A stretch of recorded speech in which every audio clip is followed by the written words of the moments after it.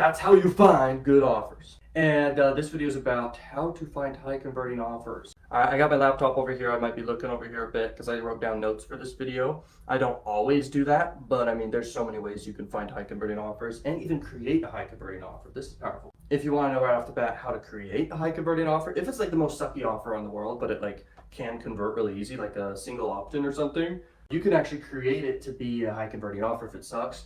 You can add bonuses and stuff. So that's how you really create a high converting offer. The pre-sale and the mindset of a person going to that offer also can create it as a high converting offer. So just understand all those things. It's very powerful.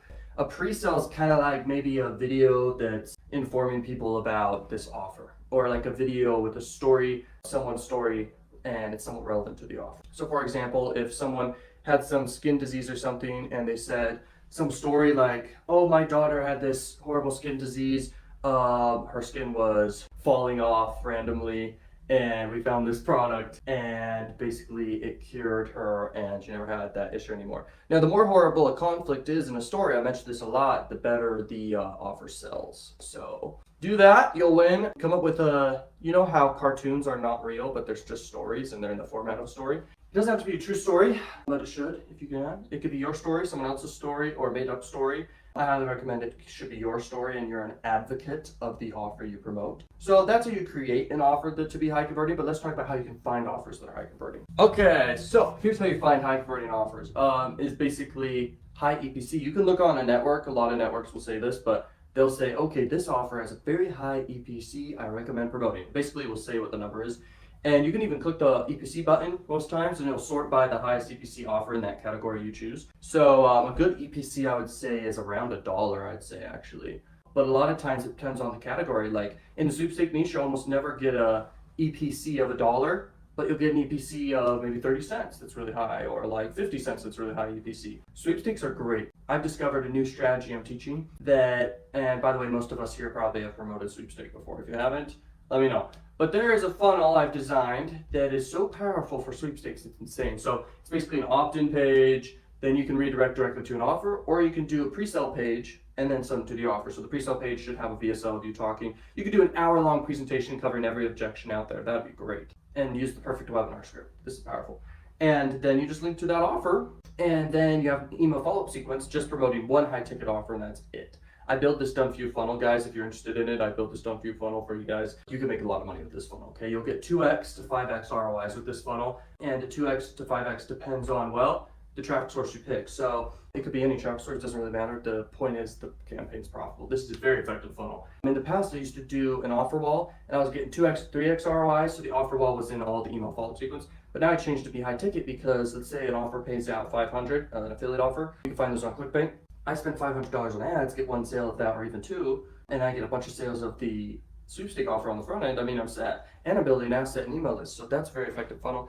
But let's not go off on a tangent here. The next way to find high converting offers is trends. If there's a big trend, like right now, there's this video game called Among Us. And basically, I thought of that game a long time ago, but I didn't think of it as a video game. I thought of it as like, my friends and I and family members, we would like play this game, okay, basically, but in real life, and your finger was like the knife or whatever. It's a very cool game and it's very popular right now. If you find an offer for it, you could promote, then that's a trend.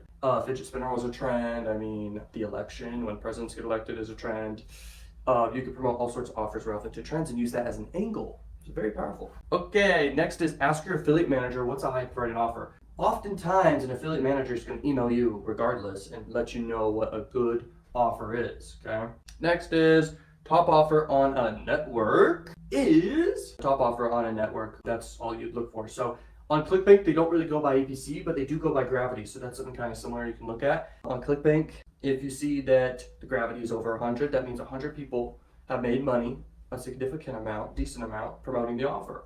Okay, that's effective to understand. And then also you can sort by most popular offers on ClickBank or Digistore or any of these networks, and you can find them in that way. So those are a couple ways to find top offers. If you guys pick a good offer, that's the difference between making a little bit of money and a lot of money. Like, it's a big difference, okay? So pick a good offer.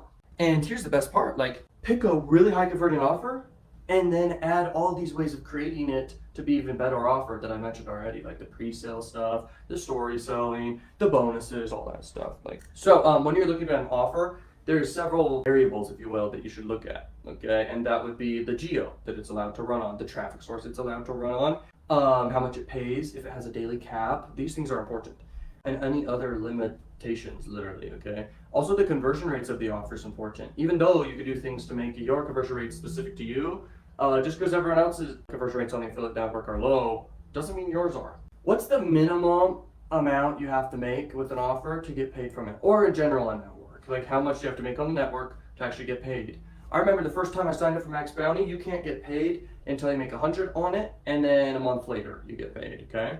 But then after that, it's like weekly payments. That's what I have. And so that's really good, and most CPA networks go by that rule. Analyzing CPA program. Here's how I analyze if a network's good. I'll basically use this Chrome extension called SimilarWeb. When I'm on the website, I'll click the button, I'll see how much visitors they get. If they get any visitors, it'll let me know. If they don't really get any visitors, it'll let me know. It'll say like this site doesn't get any traffic. For example, if I were to look at how many visitors freaking Facebook gets per month, it says right here it gets freaking 24 billion. Okay, 24 billion people every month. That's crazy. And YouTube's somewhat similar. That's how you find good